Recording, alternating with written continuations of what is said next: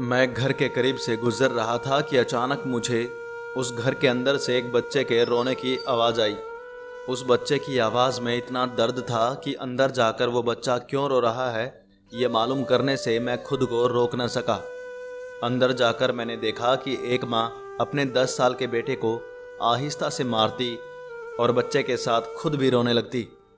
मैंने आगे होकर पूछा, बहन जी, आप इस छोटे से बच्चे को क्यों मार रही हो जबकि आप खुद भी रोती हो? उसने जवाब दिया, भाई साहब, इसके पिताजी भगवान को प्यारे हो गए हैं और हम लोग बहुत ही गरीब हैं।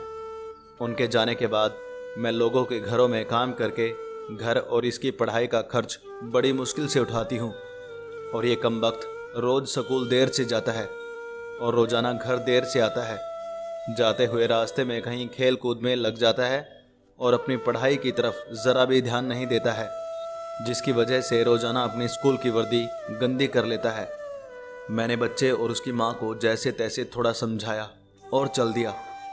इस घटना को कुछ ही दिन बीते थे कि एक दिन सुबह सुबह कुछ काम से मैं सब्जी मंडी गया तो अचानक मेरी नज़र उसी 10 साल के बच्चे पर पड़ी जो रोज़ाना घर से मार खाता था। मैं क्या देखता हूँ कि वो बच्चा मंडी में घूम रहा है और जो दुकानदार अपनी दुकान के लिए सब्ज़ी खरीद कर अपनी बोरियों में डालते तो उनसे कोई सब्ज़ी ज़मीन पर गिर जाती थी, वो बच्चा उसे फ़ौरन उठाकर अपनी झोली में डाल लेता। मैं ये नज़ारा देखकर परेशानी में सोच रहा था कि ये चक्कर क्या है। मैं उस बच्चे का चोरी चोरी पीछा करने लगा। जब उसकी झोली सब्जी से भर गई तो वो सड़क के किनारे बैठकर उसे ऊंची ऊंची आवाज़ें लगाकर वो सब्जी बेचने लगा। मुंह पर मिट्टी, गंदी वर्दी और आंखों में नमी। ऐसा महसूस हो रहा था कि ऐसा दुकानदार ज़िंदगी में पहली बार देख रहा हूँ। अचानक एक आदमी अपनी दुकान से उठा जिसकी दुकान के सामने उस बच्चे ने अपनी नन्ही सी दुकान लगाई थी। उसने आते ही एक ज़ोरदार लात मारकर उस नन्ही सी दुकान को एक झटके में रोड पर बिखेर दिया और बाजुओं से पकड़कर उस बच्चे को भी उठाकर धक्का दे दिया। वो बच्चा आंखों में आंसू लिए चुपचाप दोबारा अपनी सब्जी को इकट्ठा करने लगा और थोड़ी देर के बाद अपनी सब्जी एक दूसरी दुकान के सामने डरते डरते लगा ली। भला हो उस शख्स का जिसकी दुकान के सामने इस बार उसने अपनी नन्ही दुकान लगाई। उस शख्स ने बच्चे को कुछ नहीं कहा। थोड़ी सी सब्जी थी, ऊपर से बाकी दुकानों से कम कीमत, जल्दी ही बिक्री हो गई और वो बच्चा उठा और बाजार में एक कपड़े वाली दुकान में दाखिल हुआ और दुकानदार को वो पैसे देकर दुकान में पड़ा अपना स्कूल बैग उठाया और बिना कुछ कहे वापस स्कूल की ओर चल पड़ा और मैं उसके पीछे पीछे चल रहा था। बच्चे ने रास्ते में अपना मुंह धोकर स्कूल चल दिया। मैं भी उसके पीछे स्कूल चला गया। जब वो बच्चा स्कूल गया तो 1 घंटा लेट हो चुका था, जिस पर उसके टीचर ने डंडे से उसे खूब मारा। मैंने जल्दी से जाकर टीचर को मना किया कि मासूम बच्चा है, इसे मत मारो। टीचर कहने लगे कि ये रोज़ाना 1-1.5 घंटे लेट से ही आता है और मैं रोज़ाना इसे सज़ा देता हूँ कि डर से स्कूल वक्त पर आए, और कई बार इसके घर पर भी खबर दे चुका हूँ। खैर, बच्चा मार खाने के बाद क्लास में बैठकर पढ़ने लगा। मैंने उसके टीचर का मोबाइल नंबर लिया और घर की तरफ चल दिया।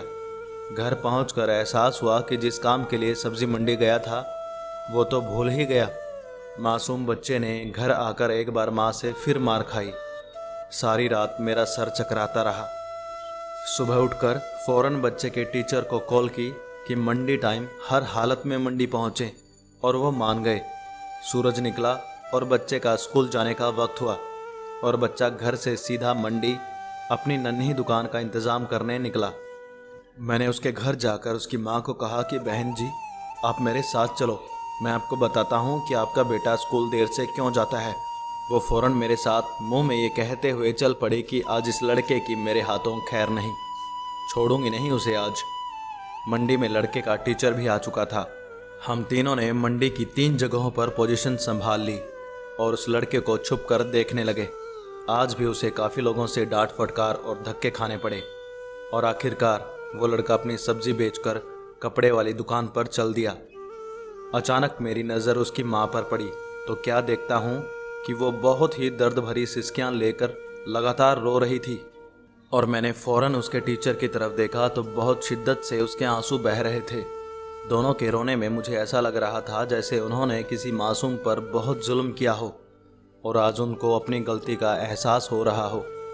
उसकी माँ रोते रोते घर चली गई और टीचर भी सिसकियाँ लेते हुए स्कूल चला गया।